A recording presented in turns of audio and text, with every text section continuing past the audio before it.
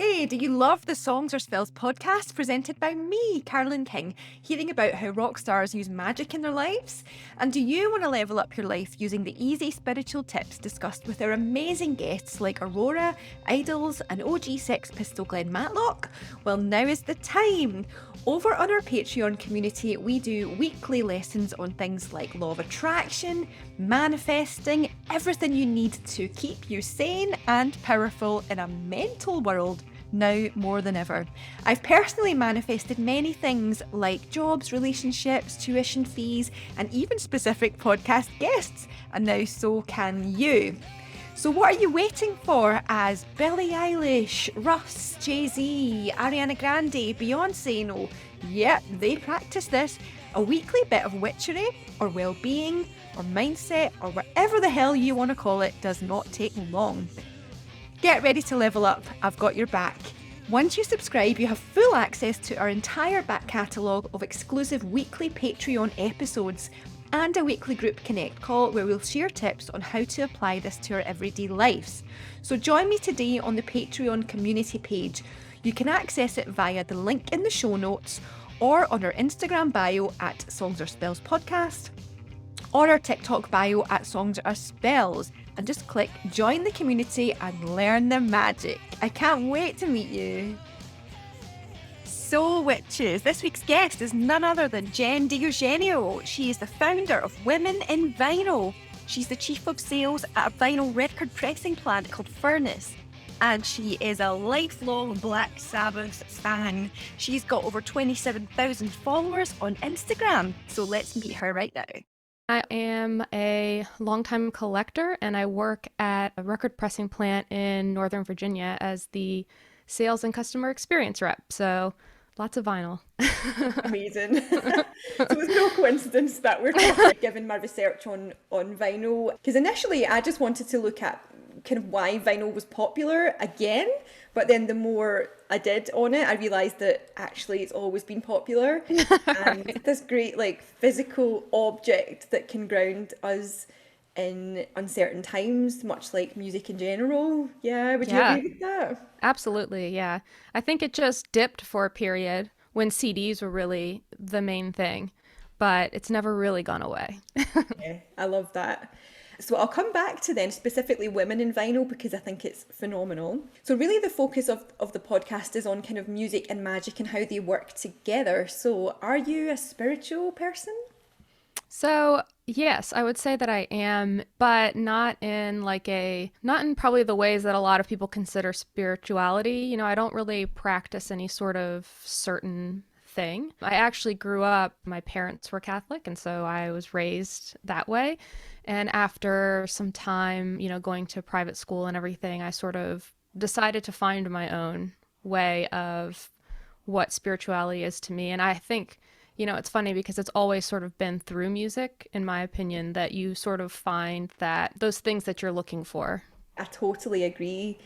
Do you have any spiritual practices? For instance, during lockdown, I got really into things like gratitude journaling every day and things like that, or even like meditation. I try to do, actually, Pilates is really where I sort Yeah, of go for that type of thing. I also have recently, during lockdown, started going to acupuncture, and that has been the best because I have tried to meditate and I like sort of relaxing to certain types of music and things like that.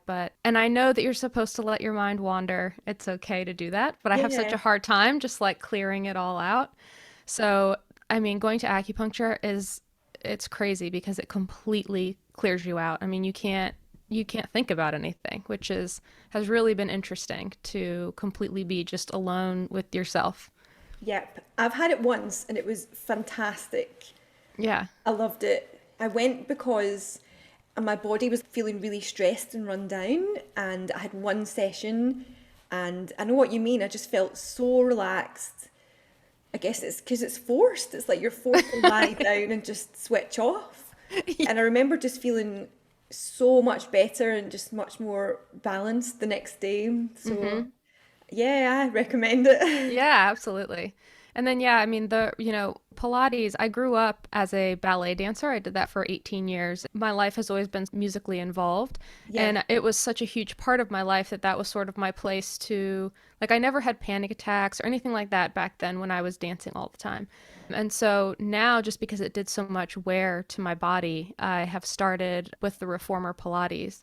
And that I find is just perfect for to just zone out while you're working, that you get through that 50 minutes or whatever it is, and it doesn't even feel like you worked out, but it has such a huge impact long term.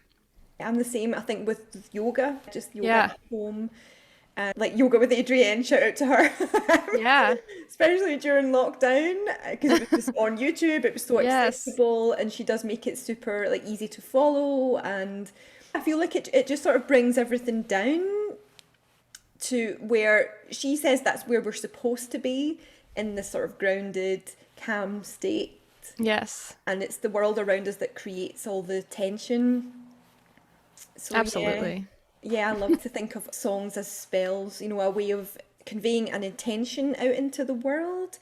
Have you got any particular songs that you think are spells for you? I mean, I think, there's different songs that have had certain like impacts on me. I don't know in what way necessarily that I would say that they've moved me in a way that I feel like every time I hear them, it brings back either nostalgia or some sort of comfort because of how they impacted me at that time in my life. Yeah. And so, like a few that I was thinking of, the song Mayonnaise by Smashing Pumpkins is Wow, one. great choice. Yeah, it's a beautiful song. There was a time where I was a traveling rep, and so I was by myself driving hours a day and all flying all over the place. And there's a song by Lord Huron. It's called Lonesome Dreams. Gorgeous lyrics, and I think that one too is one that is really impactful. And then there's a record by Bonobo. It's kind of electronic, and a song on there, Black Sands, is one that if you wanted to meditate to it or just like put it on to relax, it is the perfect song in my opinion. Amazing. I have to check those out. Yeah. I think songs, they really are spells, and we've had people on talk about the way that their songs have potentially changed the world. Like the Sex Pistols, we had Glenn on talking about that and the impact of that, and on making people feel seen and heard. You're obviously in the US. Do you think that music can have that influence on potentially the American political situation? Oh, absolutely. Yeah, I think there's been so much that, I mean, has just come out of all of it. And I think we're still sort of waiting to see more of it. But between, Black Lives Matter and our prior head of the country, which I won't even say his name, it's definitely, I talk about that with my husband actually a lot. Is like, where is that punk rock of today? Where are those people that are really speaking up and out about everything that's going on? And it's there. I think it's maybe just not heard as loudly because we're listening to music in different ways now. Before you would have heard these songs on the radio or at protests and things like that. And it's just not necessarily the same anymore. But yeah, I agree. Absolutely. There's stuff like that happening. I was speaking to Speech from Arrested Development, and he felt that his music was offering a kind of peaceful protest in terms of civil rights and equality. But he said it doesn't matter how you convey it, it's ultimately your goal is the same, and for him it was that of freedom. Right. Yeah. And I know you're a huge Black Sabbath fan. Yes. For me, all of their songs are spelled in different ways. The way that they addressed things like mental health, class, religion, even. Oh, yeah. Yeah, Yeah, it's funny what sort of because, well, I think it's interesting because, a lot of people don't really know, or maybe they don't remember that, a huge big influence of Black Sabbath is the Beatles, and Ozzy loves the Beatles. And so a lot of things that they were doing, Black Sabbath just sort of took and did in their own way. But yeah, I mean, there's a ton of inspiration there. I mean, Geezer Butler, a lot of his stuff, people will even say is super religious. Like, as much as I love Master of Reality, there are occasionally some song or like parts of songs that people have taken to be like religious, Yeah. and they actually don't like the record for that reason. But to me, it's such a perfect start to finish that it doesn't even it wouldn't matter. Wow. How did you get into Black Sabbath? When I was in high school, I mean, I've always listened to rock and roll type music. When I was in high school, I got a little bit more into metal, and that's sort of where I started, listening to Black Sabbath. And then when I started collecting records, the sort of obsession began. But they've always been a part of my life. So Great. yeah, I mean, I just think they're the perfect band. They take you through so many different types of music. I mean, you can have something like on Master of Reality from Orchid, which is this beautiful soft song, to Children of the Grave, So yeah, I love them. One of your Instagrams is Mistress of Reality. Yes, So that's to display all of the Sabbath records that you've got, is that right? it is. Yeah. So I started collecting the different variants, and what happened was I bought one of them and then found another one and noticed that it was a different pressing. It was like a US and then a UK version. And you could tell some subtleties and the differences in the way that they sounded. And also some of the artwork, like label art and stuff, is different. And then that sort of took me down a path of looking at other ones that were out, which then just caused this whole thing where now I'm buying and researching them all. And it's been really fun to learn the differences and the nuances and how that happened. Because working in record pressing, like how did the cover art change so much, for example, is just crazy. And so uncovering that has been really fun. Do you think you've got the biggest Sabbath collection ever? I don't think I have the biggest, No. but I mean there's definitely some other people out there that are, up there with me, but I think we each sort of have different records that we have a mass of. But Yeah. we all like talk amongst ourselves, and everybody's super, like, everybody that's like me in the crazy Black Sabbath collecting is really great in that, if they have a double or something, maybe we can trade or, work something Yeah. out. So yeah. Cool. Have you met Ozzy or any of the band? I haven't, and I'm so torn. Like I love them. And like I watch all of the shows that Ozzy does. Like he has one with his son and Sharon that they like watch these ghost videos. It's called the Right. Osborne the Osborne Son of Believe. And I mean I love him, but it's one of those where do I want to meet him? Will it be as great if I do, Never meet your idols. Right. Although I will say I met Dave Grohl and he was absolutely amazing. So, Really? yeah. I've never met him, but I've heard that he is one of the nicest men in rock and roll. Would you vouch for Yes. that? Absolutely. Yeah. I just it's so funny cuz I used to live in Seattle and they were recording, well, I can't think of the name of it now, of course, but the one where they were recording in different cities. Happened to be driving back from one of the jobs that I was doing, and him and Pat Smear were standing outside of the recording studio that was like this little unassuming house. And I pulled up and I was like, oh my God. And he was like, that's it. And I was like, hold on, let me park. And so I parked and they took time, him and Pat Smear, to like hang out and talk with Wow. me. They took pictures with me, like just me and them for good 30, 45 minutes before they went back to recording. So That's yeah, so cool. yeah. Very lucky. He just seems really nice and like authentic, and he's just living Yeah. the dream. Yeah, Yeah. living his purpose. Yeah. I'm a huge Nirvana fan, so yeah, Nice. I would die Yeah. if I met him. That's so cool. And can you tell us a bit about Space Ritual Records? What is that? So that is sort of something that is currently on hold, but my husband and I, we are both record nerds. We met in a record store. And so we were selling sort of an online shop type thing, and we wanted to start a label as well. And we started it up about 4 years ago. And then we ended up moving back to Virginia, which is where we're both from, this area. And so with that transition and working at the record pressing plant, we've had to sort of just put it on hold for now. But maybe when the world's back to normal, we can get back out there with it. Yeah. So on, obviously vinyl is such a huge part of you and your husband's life. It's Hmm. great you've got this vinyl partnership. Women and vinyl, how did this come about? So in 2018 is when I started it. There was a meme going around a little bit before that, which is an old-timey couple, and the guy's holding a record and the woman's knitting. And he is basically saying in the speech bubble, like nerding out about the variant. Like, this is Led Zeppelin's, whatever.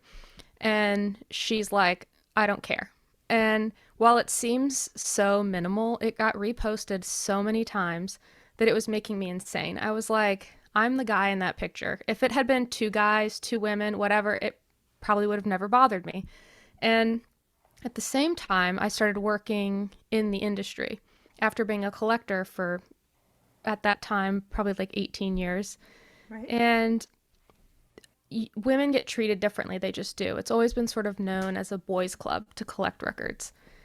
And I just, working in the industry, while a lot of people that are part of it are very inclusive, a lot of people that aren't are not.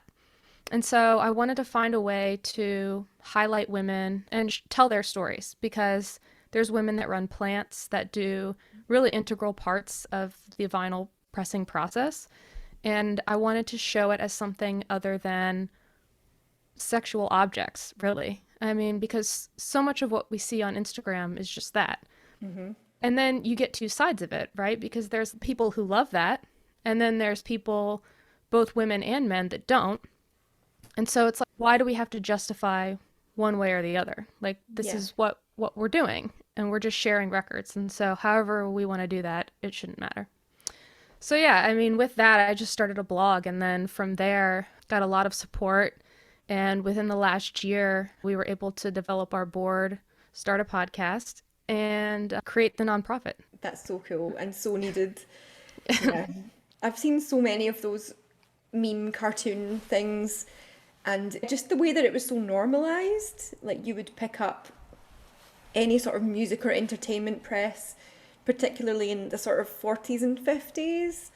And it was just like, women don't buy records, women aren't interested in music, they don't have taste. Right. All this sort of narrative, which is just insane. Yeah. I Yeah. had a student actually who tried to get a job at Amoeba Records. Mm-hmm. She was from the States, and she said that she went in and asked for a job knowing that they were hiring. And then one of the guys took her aside and said, listen, there's no way they'll hire you. And she was like, Oh, wow. yeah. And he said, because you're a girl, we just don't hire girls. And that was really damaging, because it's put her off actually going into record shops. Exactly. And Just it's such a fear. shame. Yeah.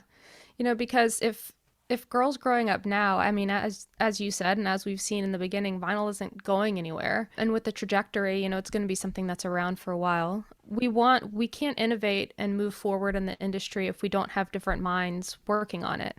Yeah. And, what I want to create and what we're trying to do with Women in Vinyl is really show those girls that are in school now, or that have other careers that want to come into this, to see other people like them and find role models and find ways to enter into it, because I didn't know that there was a place for me in it. I've loved Yeah. music my whole life, but I didn't know what I could do with it until, I just took a chance on this pressing plant job.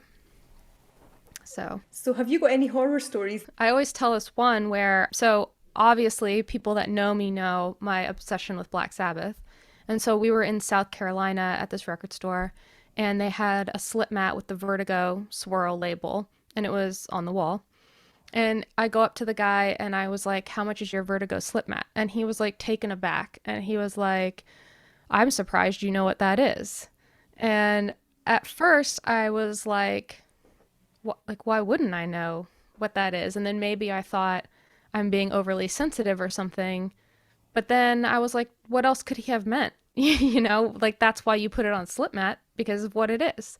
Yeah. So it's things like that. Or, when I'll go digging before in normal times with my husband, and, he'll be treated differently.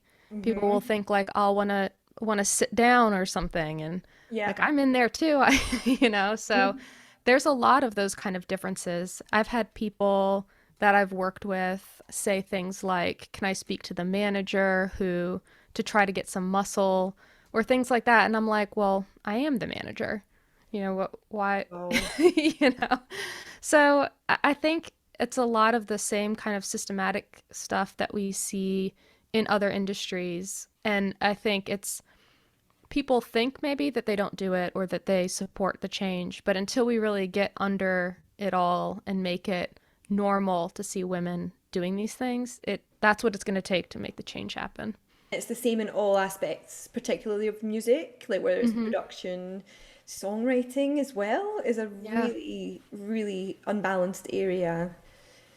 And even to an extent, performance, because I think we do think of like pop music and women of pop as being quite abundant, but actually the charts are predominantly in terms of the top 10, stuff like that, it is men. Yeah. So yeah, I guess we need to be the role models, and that's Yeah, why we do this work. exactly. And that really became like the focus of the PhD. So although it had this other objective at the start, it's really now taken on this whole other angle in terms of me just being horrified at what I'm seeing, the Right. stories I'm being told, and the anecdotes from people, and the kind of closed boys club shop situation. But what unlucky that where I live in Glasgow, there are shops where they're definitely more diverse, they're hiring women. It's just the treatment you get when you go in. And I've had that in so many different aspects, whether it's been record shopping, whether it's been turning up to gigs, where they just assume you're there as a partner or Right. Or a groupie a or groupie, yeah. exactly. Yeah. That's a whole other story. Yeah, that whole narrative's interesting because a lot of that is all above board and consensual, and that's great. But there's also this dark side that's starting to emerge now of whether it's been really non-consensual, it's been criminal, it's been actual really scary. Yeah. Someone said to me, a student actually said, "Oh, you don't get groupies now," and I was like, "Keep me down, I guess." Yeah. I don't know about that. Yeah. Yeah. I know. Yeah. We interrupt this broadcast to bring you Spellcast, your weekly astrology guide for the week ahead. So, with several planets, including Mercury, going retrograde, emotions are running high. Things from the past are rearing their head, but you know what? This is a time to resolve them, work through them, doing whatever you need to do to work through that, whether it's journaling, meditation. I've been doing a lot of EFT tapping. Maybe it's considering seeing a therapist. Whatever you need to do to start resolving things from the past. So yeah, you might run into your ex. Yeah, old stuff might crop up, old arguments, old emotions, but don't be scared of it and be okay with it. This is also quite a good time to delve into forgiveness. So if you can do that, fantastic. It's only going to clear the space for good things to come in. There is a global overwhelm at the moment with all of this, but all we can really do is go inward, call on our own resources, and switch off the TV. Now back to my conversation with Jenn. Something that I ask all the guests is, what do you think is the hardest thing that you've overcome in your life? You know, I think honestly it has to do with this journey that I've been on with Women in Vinyl, because I have been learning a lot about myself, about how to do all of these things, about having the confidence to do it, because I think, like a lot of other people, that imposter syndrome can come out. You know, I've been doing this, I know what I'm talking about when I talk about it, but projecting that out, especially through the podcast and things like that, it's been a challenge to trust myself and trust what I know and put that out there. And so it's been a big growth experience, I think. And then making kind of these career moves, because a lot of times you can just feel comfortable and safe in what you're doing. And I started out completely doing something different than what I'm doing now. And so making these transitions to kind of where I am now, I think it's been a journey and a challenge. So, yeah. Yeah. Have you had any sort of, I guess, trolling or backlash for Women in Vinyl? Oh, yeah. Wow. Where there's positive, there's always the troll. Yeah, you know, it's mostly people on social media, honestly. Within the industry, if there is any negativity, thankfully I haven't seen it. Everybody has been extremely supportive. But, you know, on the internet, there's people that are like, oh, women in vinyl, why isn't there a men in vinyl? And it's just those kinds of ignorant comments where you're just like, you wouldn't understand even if I tried to explain it to you. Yeah, yeah. Your You brain know, just does not commute that right. that aspect of history. Right. Um, And that's like very funny. arguing just doesn't do anything. It Um, doesn't, and it lowers your vibe, and it kind of it brings you into that bad energy that they're bringing. exactly. So, is your tactic to just block? I like to try to positively educate them. And then if it gets to be too much, then I just don't say anything else, you know? So it's the same kind of thing when people will say mean things to me on my personal Instagram too.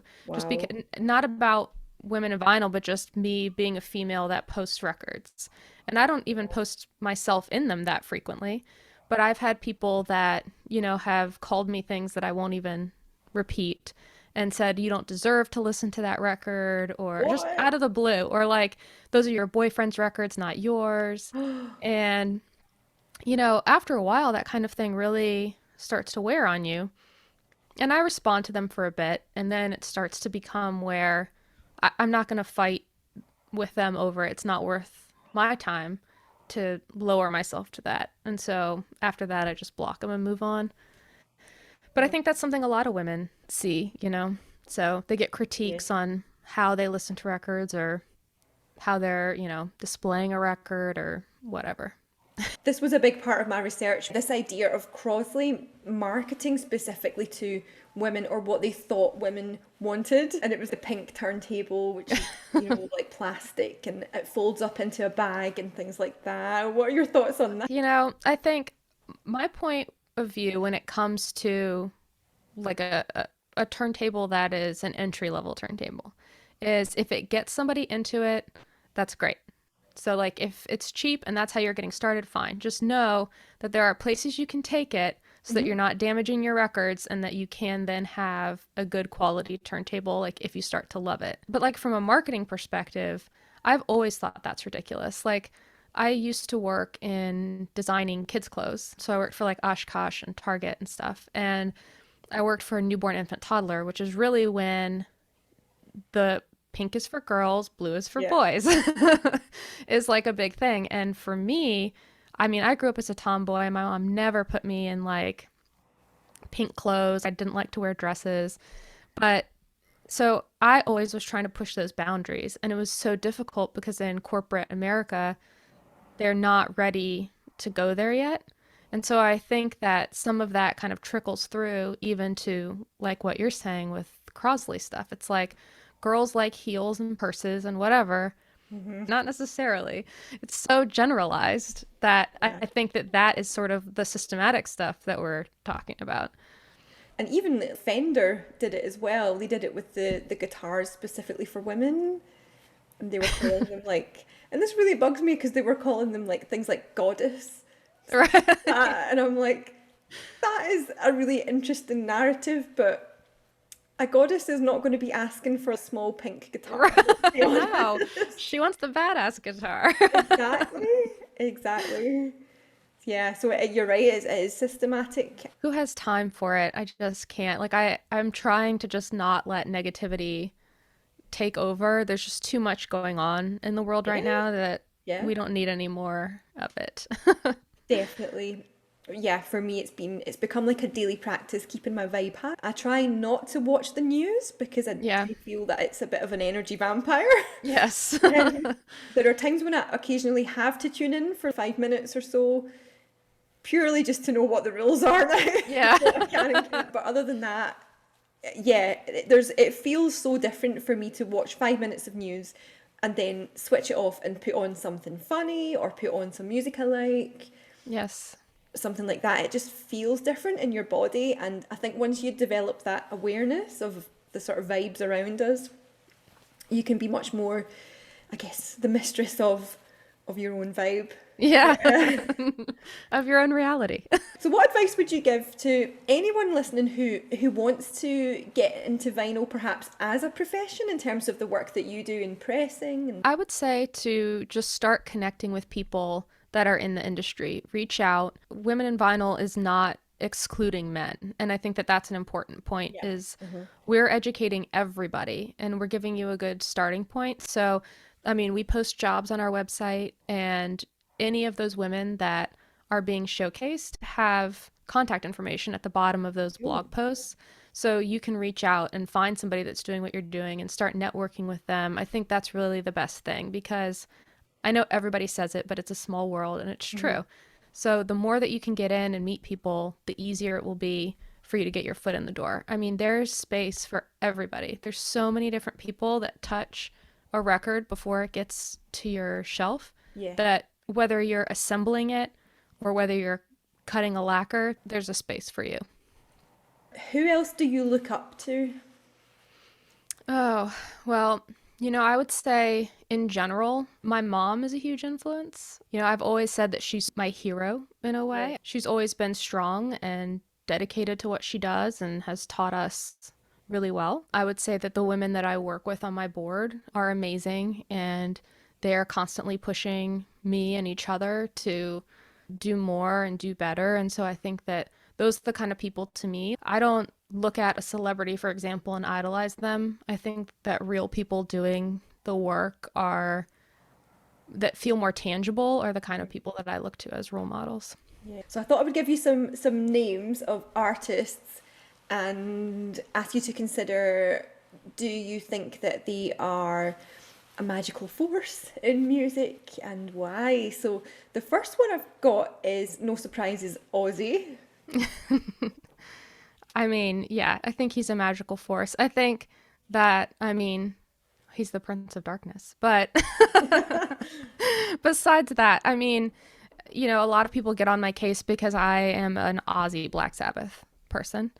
But those guys doing that thing that created an entire subgenre of metal to create doom and, what we know now is like stoner rock, it couldn't have been made without them. And I think that anybody that has that kind of power over change Yeah. is definitely a force, yeah.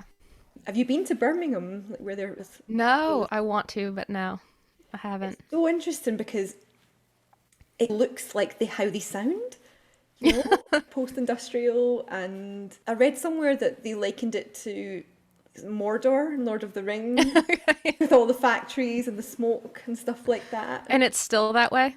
Pretty much. Yeah. I mean, don't get me wrong, there's like a lovely shopping street and these bars and stuff. But yeah, I think in terms of its structure, it is pretty much the same. It's quite similar to my hometown, Glasgow. Yeah. I can totally see that reference. And it was just that sense of, we are a group of working class boys. We don't know what's ahead of us, what we can do, like what can we actually bring to the world, or what will be allowed to bring to the world. And Right. you really feel that in their sound alone. Even I remember reading that Ozzy was working in an abattoir, which sounds like the worst thing ever. Yeah, they truly had factory jobs. That's where they came from. It's so interesting. What other sort of subgenres do you like? Do you like doom and stuff like that? Yeah, for me, I really like kind of space rock, stoner rock, bands like Elder, Uncle Acid, and the Deadbeats. There's a band called Kazasui that's really kind of space jam type stuff. So yeah, a lot of that, a lot of down-tempo instrumental hip hop. Anything that is like, you can put it on and sort of like vibe to it one way or another. Yeah. The only kind of metal I don't like, which people I think confuse sometimes, is I really don't like fast metal. Or unless it's Iron Maiden, I guess, or like growly vocals. I can't do them. Cannibal Corpse, stuff like that. Yeah, if it's too growly, I'm just like, and it's such a shame sometimes because the music could be so great, and then there's someone comes in and it's just literally growling into the Yeah. microphone. I can't. This is a weird. I can't believe I plucked that example out of the air as well. Because on one hand, like you can't actually tell what they're saying, like Cannibal Corpse, because it is just that kind of guttural growl. But then when you actually see the lyrics written down, it's like, whoa, they are extreme. And I hate censorship of any kind, but when I read that, I'm like, wow, do people really need to like listen to that? Right. That's next level stuff. Yeah. Yeah. What about Whitney Houston? Any thoughts on Whitney? Oh wow. Well, I am a child of the 80s, and so to me, like I was like bodyguard time. So, I mean, I think she's definitely powerful for her vocals and a lot of the inspiration that she's been to various parts of various communities. I think that she's been an inspiration for both women and also some of the like LGBTQ community. And so I think, yeah, absolutely, she's a force. Yeah. The Bodyguard's an amazing movie. Yeah, it's been ages since I even thought of it. Yeah, Yeah. it's really underrated. She was a phenomenal actress. So yeah, surprisingly to some people, I am a huge Billie Eilish fan.